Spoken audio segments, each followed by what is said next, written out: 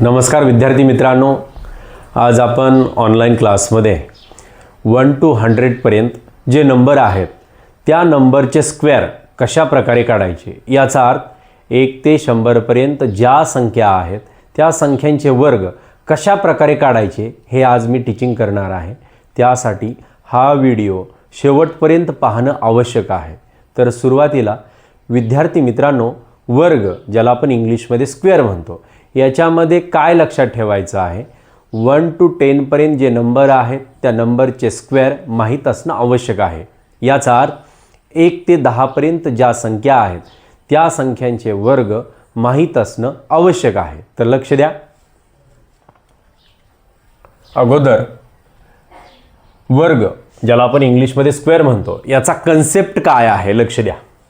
या ठिकाणी बॉटमला बेस 1 आहे, पॉवर 2 आहे, पॉवर ज्याला आपण इंडेक्स, एक्सपोनंट प्लुरलमध्ये इंडायसिस म्हणतो, या ठिकाणी पॉवर 2 असेल तर त्याला आपण स्क्वेअर म्हणतो। या ठिकाणी याचं रीड कसं करू शकतो बघा, square of 1 is equal to 1, square of 2 is equal to 4। याचा अर्थ जर पॉवर 2 असेल तर त्याला आपण स्क्वेअर म्हणतो मराठीमध्ये। लक्ष द्या, या ठिकाणी पाया 1 आहे, घातांक 2 आहे।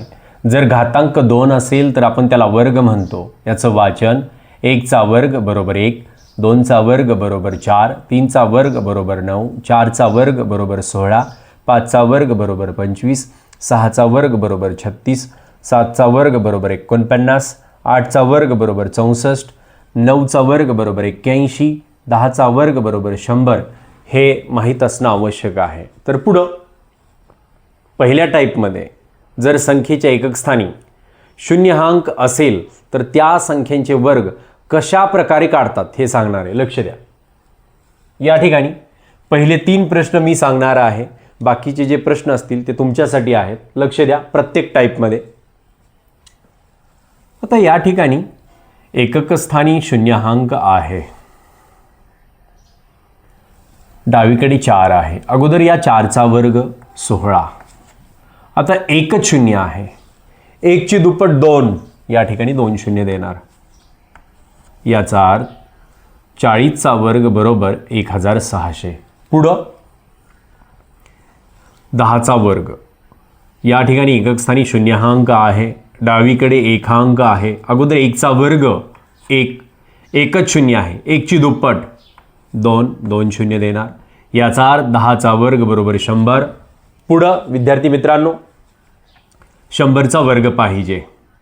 आता मला सांगा, या ठिकाणी एकक स्थानी शून्यहांक आहे, बरं, या ठिकाणी डावीकडे 1 आहे, अगोदर 1 चा वर्ग 1।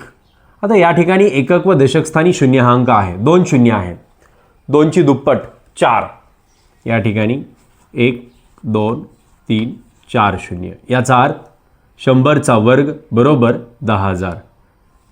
कृपया हे लिहून घ्या।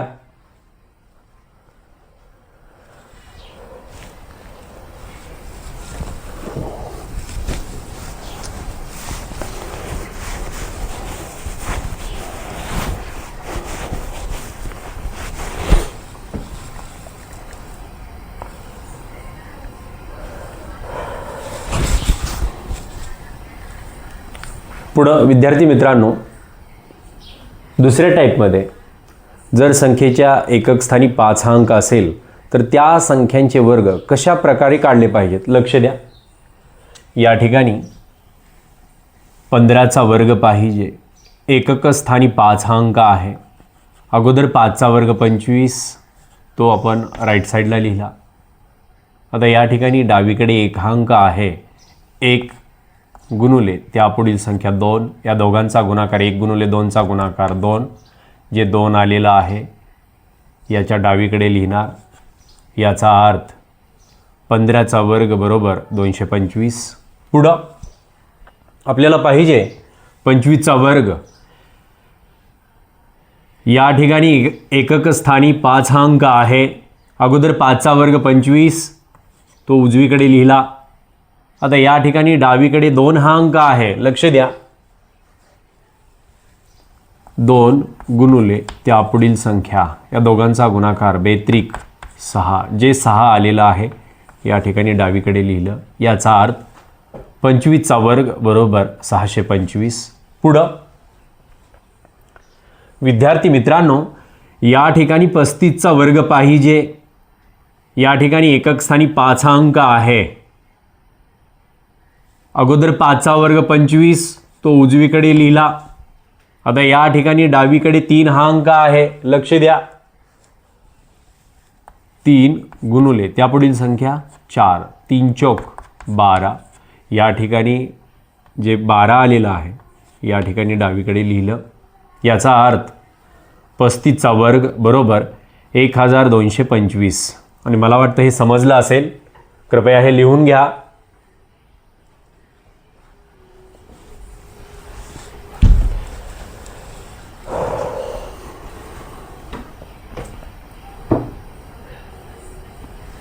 पहिल्या टाईपमध्ये पाहिलं, जर संख्येच्या एकक स्थानी 0 हा अंक असेल तर आपण त्या संख्यांचे वर्ग काढू शकतो.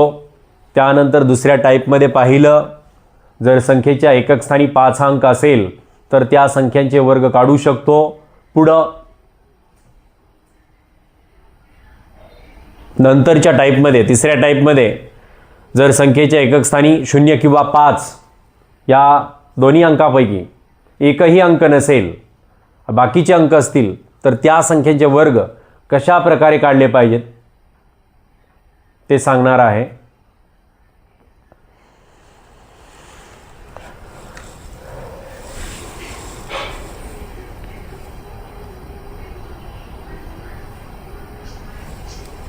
तर लक्ष द्या विद्यार्थी मित्रांनो, जस्ट आपण पाहिलं, जर संख्येच्या एकक स्थानी 0 किंवा 5 यापैकी एखादा अंक असेल तर त्या संख्यांचे वर्ग कशा प्रकारे काढले पाहिजेत.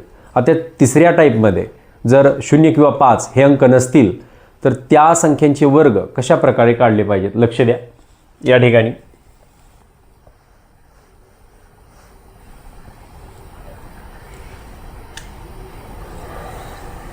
आता या ठिकाणी एकक स्थानी 2 हा अंक आहे. आपल्याला पाहिजे 12चा वर्ग. अगोदर 2चा वर्ग 4 या ठिकाणी राईट साईडला लिहिला. त्यानंतर या ठिकाणी 1 आहे, या ठिकाणी 2 आहे आणि त्यांचा घातांक 2 आहे. या तिघांचा गुणाकार 1 गुणुले 2 गुणुले 2. 1 दोन्ही 2, बेदोनी 4. या ठिकाणी 4 आलं, जे 4 आलं तर या ठिकाणी लिहिलं. त्यानंतर आता डावीकडे 1 हा अंक आहे. 1चा वर्ग 1, तो या ठिकाणी लिहिला. याचा अर्थ 12चा वर्ग बरोबर 144. पुढं 14चा वर्ग पाहिजे. लक्ष द्या.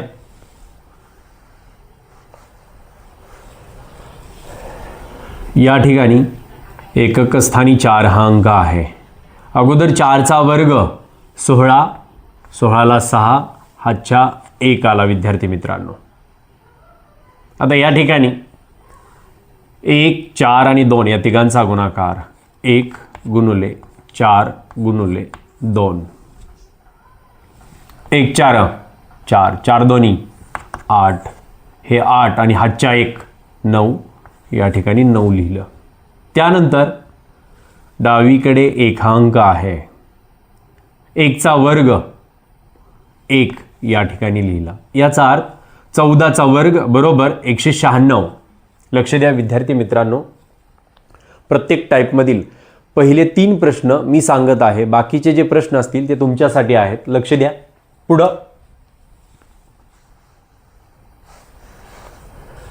पुढं काय करायचं बघा विद्यार्थी मित्रांनो. 27चा वर्ग आहे. बरं, एकक स्थानी 7 हा अंक आहे. अगोदर 7चा वर्ग 49, 49ला 9 लिहिलं, हातच्या 4 बरोबर. पुढं हे 2, हे 7 आणि घातांक 2 यांचा गुणाकार 2 गुणुले 7 गुणुले 2. बेसाती 14, 14 दोन्ही 28, 28 अधिक हातच्या 4 32, 32ला 2 हातच्या 3, लक्ष द्या 32ला 2 हातच्या 3. पुढं आता या ठिकाणी डावीकडे 2 आहे, 2चा वर्ग 4 आणि हातच्या 3, 4 आणि 3 7. लक्ष द्या या ठिकाणी 27चा वर्ग बरोबर 729. नीट लिहून घ्या.